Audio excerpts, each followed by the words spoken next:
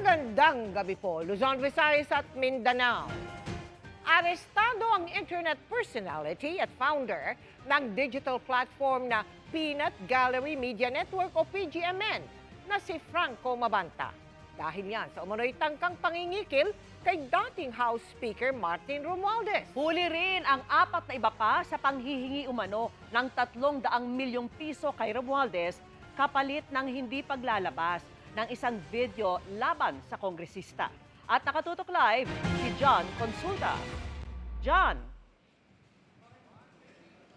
Mel Vicky, bumagsak na sa kamay ng National Bureau of Investigation sa kanilang entrapment operation ang 5 lalaki. Kabilang nga dyan si Franco Mabanta, ang CEO at founder ng PGMN, matapos nga masangkot sa tangka umanong pangingikil kay dating House Speaker Martin Romualdez.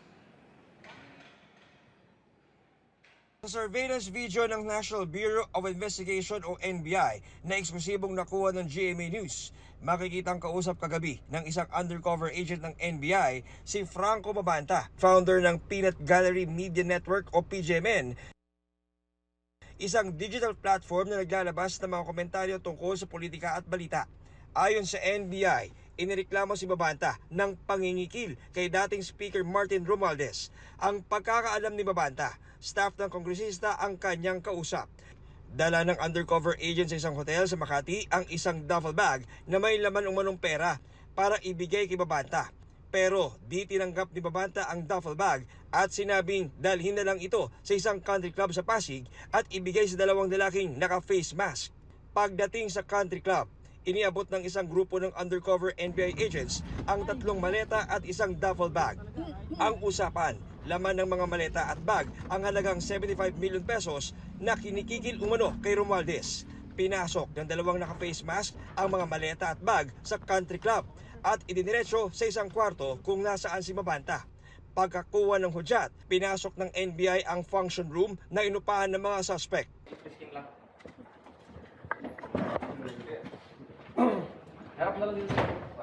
Nung umpisa, tumanggi magbigay ng totoong pangalan ang 2 iniresto. Say your real name kasi gagamitin ko sa fiancé yan. Anyways, this offense is bailable. So why argue with the operatives? Diba? Para sa yun, sir. Mahirapan ka lang. You can charge you another crime offense for disobedience. Kaya napilitan silang magpakilala. Arestado si Mabanta at 4 na tauhan ng PGMN. We have to release him kasi nga at that time hindi niya tinanggap yung pera. So binitawan namin siya and nagkaroon kami ng tailing and surveillance. So sinundan ho namin until sa time na ma-identify namin yung exact unit kung saan dinala yung pera. And to our surprise, nandun din po yung subject, si Mr. Franco, na siyang kausap namin dun sa hotel sa Makati.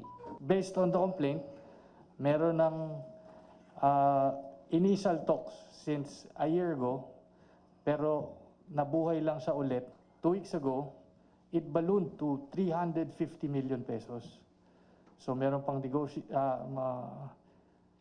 mga usap-usap at ang final demand is take it or leave it, 300 million pesos. Until umabot tayo sa entrapment, nag-demand sila ng 4 tranches. So yung 4 tranches is consisting of 75 million per tranche. Mga kapuso, matapos nga maaresto itong mga lalaking ito, dito naman sa bandang likuran ay nakita natin dito yung mismong maleta na dala ng undercover ng NBI. So ito nga mga kapuso, kikita natin, ito yung budol money, na pin-prepare ng NBI at 2 maleta, tatlong maleta, 1, 2, 3.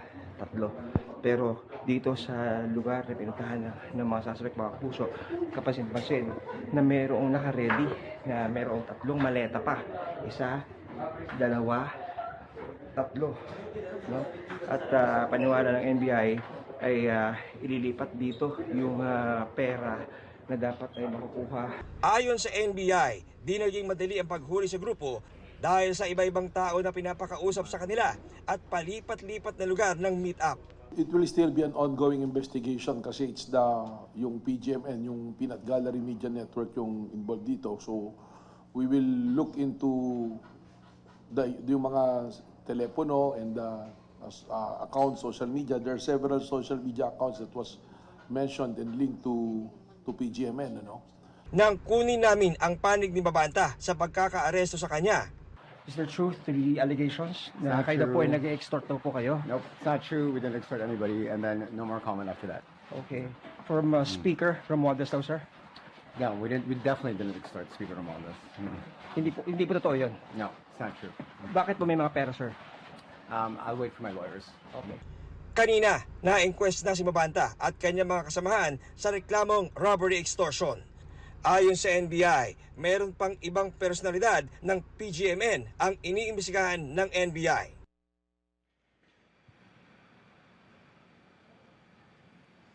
Sa mga oras na to, Vicky, patuloy tayo nag-aantabay matapos ng itong inquest ay kung sila nga ba ay ililipat o mananatili dito sa NBI Pasay or ina-transfer na, Vicky, dito sa may bahagi ng Muntinlupa sa NBI Detention Facility. Yan ang latest muna dito sa NBI Headquarters sa Pasay City. Balik sa'yo, Vicky. Maraming salamat sa iyo, John Consulta. Pinabulaan na naman ni Franco Mabanta ang aligasyong pangingikil. Sabay ding inosente at na-set up lang sila ang palasyo. Nagpakita naman ng larawan ni Mabanta kasama si dating Pangulong Rodrigo Duterte. Nakatutok si Ivan Mayrina. Inosente sila at na-set up. Giit yan ni Franco Mabanta sa isang post ng Peanut Gallery Media Network o PGMN matapos siyang maaresto kasama ng 4 na iba pa para sa pangingikil umano kay late 1st District Representative Martin Romualdez. Sabi sa post, wala umanong nangyaring pangingikil o pagbabanta. Kalokohan umanong lahat. Ang ebidensya umano ng NBI ay nagpapakita lang ng isang bahagi na nangyari. Wala umanong ginawang krimen ang PGMN at mapapatunayan daw nila ito. Ayon pa sa pahayag, 5 buwan silang nag-research sa anilay katiwalian ni Romualdez noong House Speaker pa siya. Tinawag ni Mabanta na devastating o nakapanlulumo ang kanilang mga nakalap. Isa na umano itong video episode na ilang linggo nang na-shoot, na-edit, may ebidensya at handa nang i-release. Kaya umano nangyari ang pag-aresto. Bago nito ay binalaan na umano sila ng ilang makapangyarihang kaibigan na nasa alanganin ang kanilang kaligtasan. May mga binilinan na rin umano siya na kung may mangyari sa kanila ay ilabas lang anilay 1.5 oras na expose. Wala pang tugon ng NBI sa alegasyon na set up ang nangyari. Habang ang palasyo, iginiit na dapat may due process pa rin. Ang nais naman po ng Pangulo sa lahat ng pagkakataon, managot ang dapat na managot. Kung mayroon po silang dapat na panagutan, kung mayroon po silang ginawang krimen, dapat lamang po nilang itong panagutan. Pero definitely, kailangan po ng due process sa lahat ng bagay. Si Mabanta ay kilalang social media personality at political content creator. Sa isang Facebook post noong taong 2019, sinabi niyang siya ang Chief Social Media Director sa kampanya ni Bongbong Marcos nang tumatakbo ito sa pagka-vice presidente noong 2016. May naunang post naman siya noong 2018 tungkol sa shoot para sa dokumentaryong The Duterte Phenomenon. Kapwa may mga pagbati siya sa Pangulo at sa Vice Presidente sa ilan niyang post. 2024 naman ay itatag niya ang PGMN, isang digital media platform. At nang tanongin ng palasyo kung may kaugnayan o relasyon ba si Pangulong Bongbong Marcos kay Mabanta. Hindi po siya kaibigan ng Pangulo, pero siguro mas nanaisip ko po kung ito po ang inyong itatanong dahil ito po ay mismong pinost ni Franco Mabanta. Baka ito po ang itanong niyo kung ano po ang relasyon niya sa mga Duterte.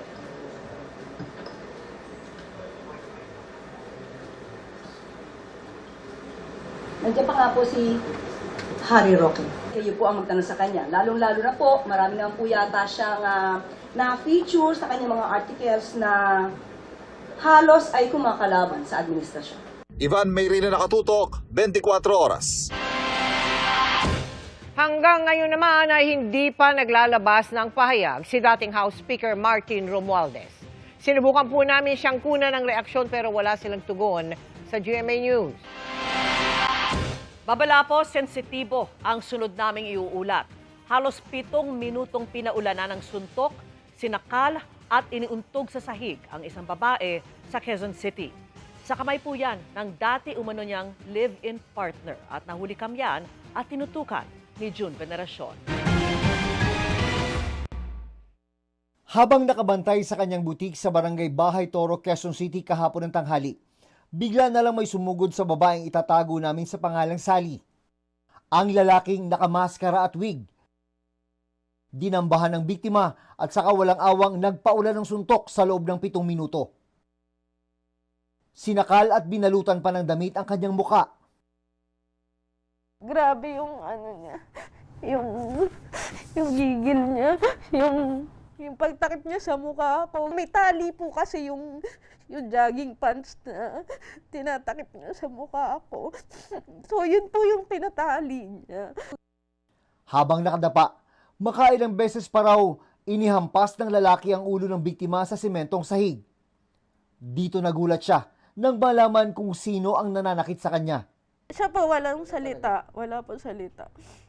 Tuloy-tuloy lang po yung suntok niya sa ulo ko, dito sa mukha. Hindi ko alam kung nahirapan na siya huminga. Tinanggal niya po yung maskara niya. Doon ko nakita siya talaga yun, yung ex-live-in partner ko po. Kinilala ng biktima ang nanakit sa kanya na si Joel Tan. Wala raw siyang maisip na dahilan kung bakit nagawa siyang sakta ng dating nobyo dahil maayos umano silang naghiwalay Agosto nung nakarang taon. Natigil lang ang pananakit nang nawala ng balanse ang ex-boyfriend kaya nagkaroon siya ng pagkakataon para tumakas.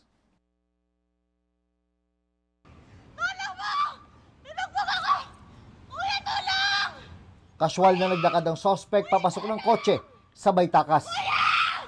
Mga bukol sa ulo, black eye at mga pasa sa katawan ang inabot ng biktima. Dito sa loob ng butik ng biktima, nakakalat pa rin yung mga gamit at iba pang damit dahil sa kaguluhan kahapon.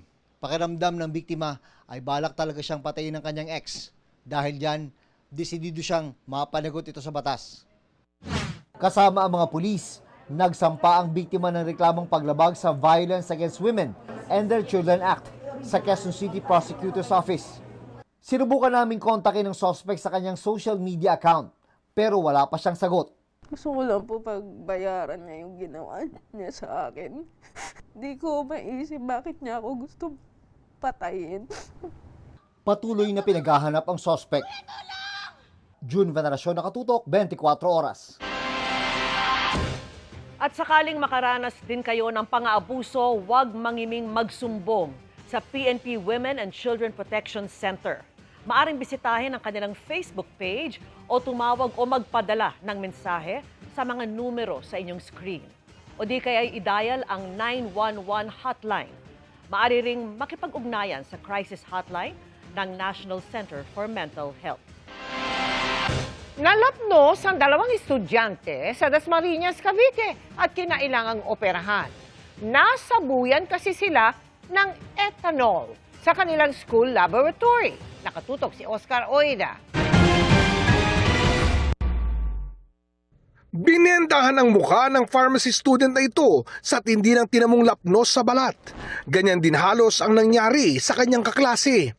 Kapwa sila na disgrasya sa laboratorio ng pinapasukang Emilio Aguinaldo College sa Dasmariñas, Cavite nitong Lunes. Kinailangan silang operahan kanina at nagpapagaling sa ospital. Kwento ng kanilang mga magulang, may aktibidad ang magkaklase nang sumaboy ang ethanol na gamit nila. Aksidenteng na sunog habang nagkakandak ng laboratory sa Emilio Aguinaldo College. At doon ko nga nakita ang anak ko na yung itsura niya, nasunog siya. Masakit siyempre makita mo yung anak mo na ganun yung itsura niya. Dahil sa tindi ng tinamo ng magkaklase, gusto raw ng kanilang magulang na may managot sa insidente. Pinagtataka namin, wala man lang silang police report o any statement, wala pong ganun na pinakita sa amin o sinabi na meron sila.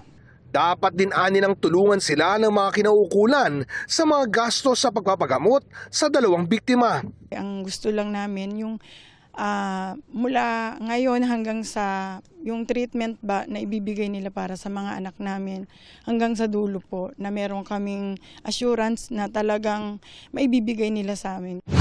Sinadya naman namin ang Emilio Aguinaldo College kung saan nangyari ang insidente para hingan sana sila ng pahayag. Pero ayon sa humarap sa amin, walang otorisado sa kanila na magsalita sa ngayon. Pero babalikan nila kami sa oras na magkaroon sila ng opisyal na pahayag ukol sa insidente sa lab. Oscar Oida, Nakatutok, 24 Oras. Hindi patas para kay Vice President Sara Duterte ang pagdawit sa kanyang pamilya sa isinasagawang impeachment proceedings sa Kongreso. Hindi rin niya ipinaalam ang bagong reklamo laban sa kanya sa amang si dating Pangulong Rodrigo Duterte na kanyang binisita. At nakatutok si Marisol Abduraman.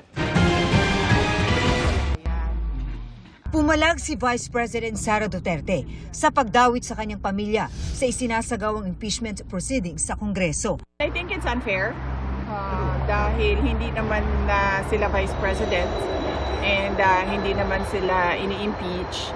And tulad ng mga asawa at mga anak din ng mga congressman, they have the right to privacy, being ordinary individuals and private citizens. Matatandaang sa pagdinig ng House Committee on Justice, inungkat ang mga bank transactions di lamang ng bise, kundi ang kanyang asawang si Manasseh Carpio. Tugon ng komite, isinama nila si Carpio dahil kasama siya sa isinmiti ng bise na SALN o Statement of Assets, Liabilities and Net Worth. Hindi po kasalanan namin yan na gano'n ang kinalalabasan. Na siyempre, nung tinignan na yung sa AMLAC records and then sa SALN, because these are the joint SALN of the husband and wife, and then hindi namin kasalanan yun na gano'n ang lumabas sa 6.7 billion, 4-point-something billion of inflows ng pera sa mga accounts nila. Nasa The Hague, Netherlands ang bise at dinalaw ang amang si dating Pangulong Rodrigo Duterte. Pero hindi raw niya ipinalam pa sa ama na may panibagong impeachment complaint siyang hinaharap. Hindi na niya kailangan malaman ang mga ganyan na klase na bad news kasi wala din naman yung value sa kanya. Tapos mag-overthink siya. Dapat yung maaalala niya at naiisip niya ay yung mga masasayang bagay. At ang pananaw daw niya sa possibility na ma-impeach siya. Base din sa discussion namin kanina ni Pangulong Duterte, lahat ng mga nangyayari sa buhay ng isang tao ay sinulat yan ng Diyos. So kung ma-impeach ako, yan ay sinulat na ng Diyos, hindi man ako ma-impeach. Sabi ni VP, ang kanyang biyahe ngayon sa ibang bansa ay nakalaan sa pagbisita sa ama na si dating Pangulong Rodrigo Duterte na nasa detention facility pa rin sa ICC. Marisol Abduraman, nakatuto, 24 oras. Pinag-aaralan na ng Energy Regulatory Commission o ERC na ihinto ang ilang singil sa electric bill na pinapasa sa mga consumer. Bukod pa yan sa naunang anunsyo na ihinto ang pagputol sa kuryente ng mga di makabayad at pag-alok ng installment na bayad sa mga mababa ang konsumo. Nakatutok si Sandra Aguinaldo. Mainit at bahagyang madilim sa karinderya ni Aling Lina sa Maynila. Tinitipid niya kasi ang konsumo ng kuryente para sa kanilang kabuhayan at para sa personal na gamit ng pamilya na doon din nakatira. Hindi sapat, nanghiram din po ako, pangbayad. Siyempre kapag hindi mo bayaran, di putulan ka. Ang kalagayan ni Aling Lina sumasalamin sa buhay ng maraming Pilipino na haharap sa pagmahal ng mga bilihin at serbisyo kabilang ang petrolyo at kuryente. Para makatulong sa ating mga kababayan, iniutos ng Energy Regulatory Commission sa lahat ng distribution utilities na huwag munang magputol ng kuryente sa mga residential at non-residential consumer na hindi makakabayad ng bill mula Mayo hanggang Hulyo. Pwede rin utay-utayin hanggang 3 buwan ang bayad sa bill kung ang konsumo ay hindi lalagpas sa 200 kilowatt-hour kada buwan. Sa kasalukuyang rate, katumbas yan ng kulang-kulang 3,000 pesos kada buwan. Hindi napasok dyan si Aling Lina pero kahit pa qualified, ayaw niyang mag-installment na bayad. Naiipunan lang ako eh. Gusto kong bayaran ko na lang lahat. So ano mas magandang solusyon ho sa problema natin sa pataas na kuryente? Ibaba ang kuryente para mas mababa yung babayaran. Aminado naman ang ERC na pansamantalang remedyo lang ito. Pinag-aaralan rin daw nila ang hiling na ihinto muna ang Green Energy Auction Allowance at Feed-in Tariff Allowance na kapwa ipinapasa sa consumer para suportahan ang renewable energy. Pagdating sa JEA allowance, pinag-aaralan na namin kung may sasapat ng pambayad. Kumbaga po pwedeng ihinto muna ang pangungulekta at ituloy na lang sa mga susunod na buwan kung matapos na nga itong krisis. At kung gagawin ito ay kung sasapat pa rin ang pambayad do sa mga renewable energy companies na entitled naman do sa kabayaran para sa kanilang taripa na ginagarantiyahan ng gobyerno. Sa isang pahayag, sinabi ng Meralco na susunod sila sa direktibang itigil muna ang disconnection activities para sa billing period ng May hanggang July. Maaari rin daw mag-request ang customers ng Meralco ng flexible payment. Sandra Aguinaldo, Nakatutok, 24 Oras. Nabawasan nitong Marso ang mga Pilipinong walang trabaho. Batay po sa latest labor force survey ng Philippine Statistics Authority o PSA, 2,058,000 ang unemployed nitong Marso. Mas konti po yan sa 2,066,000 unemployed noong Pebrero. Sa kabila niyan, bumaba rin ang bilang ng mga may trabaho sa halos 49.1 million nitong Marso mula sa 49.43 million noong Pebrero. Nabawasan din kasi nitong Marso ang bilang ng mga Pilipinong kabilang sa labor force o yung edad 15 pataas na may trabaho, naghahanap ng trabaho o naghihintay na matanggap sa trabaho. Naitala ang bilang na yan sa 51.65 million na mas mababa sa lagpas 52 million na labor force population noong February 2026. Happy midweek, chikahan mga kapuso!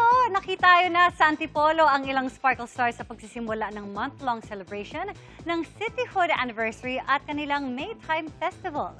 Ang masayang pagdiriwang sa report ni Diane Locliano ng GMA Regional TV. Sabi nga sa kanilang kanta, tayo na sa Antipolo dahil doon makikita ang mapanghalinang tanawing kay ganda. Pero di lang yan ang binabalik-balikan dahil perfect mix din ng pananampalataya, kultura at ang kasaysayan ng lungsod. Ngayong taon nga, mas naging extra special ang selebrasyon dahil first time na pinagsama ang Cityhood Anniversary at Maytime Festival sa isang month-long celebration. Isa sa highlight, ang Grand Parade kung saan may street dancing, float competition, at Grand Salvo. Pinasaya pa yang lalo ng cast ng afternoon prime series na Born to Shine, na sakay ng Kapuso Float. May hatid na performances sina Zephanie, Olive May, Gea Misha, Naya Ambi, Chloe Redondo, at Michael Sager. Bonus na kilig pa ang hatid ni na Sofia Pablo at Allen Ansay. Kasama rin nila si Kapuso X PBB Collab 2.0 housemate Lee Victor. Bukod sa pagbisita sa dinarayong Antipolo Cathedral o ang International Shrine of Our Lady of Peace and Good Voyage, ibinahagi rin ng Kapuso Stars ang kanilang personal experiences sa Antipolo, kung gaano nila na-enjoy ang lugar at kung bakit espesyal ito sa kanila. Coffee shops, restaurants, and before, nung Christmas dito mismo sa City Hall ng Antipolo. Ako naman mga simbahan, especially ito Antipolo Cathedral. Iba pag Antipolo, iba yung vibes pag gabi, pag umaga, pag summer. Naalala ko nung pandemic po noon, pero pumunta ako ng Antipolo para mag-ATV. Siyempre talaga masarap dito yung mga food trip. Isa pa, mababait yung mga tao dito. Mula sa GMA Regional TV at GMA News, Diane Locliano, Nakatutok 24 Oras.